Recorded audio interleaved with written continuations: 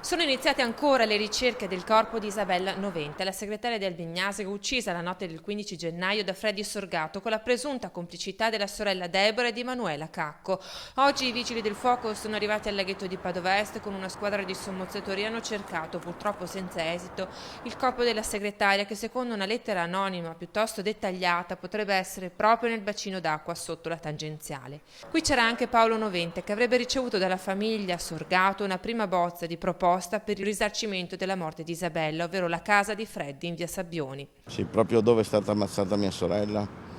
Sì, me l'ha detto l'avvocato, ma io voglio trovare prima mia sorella, cioè questa mi sembra una proposta indecente.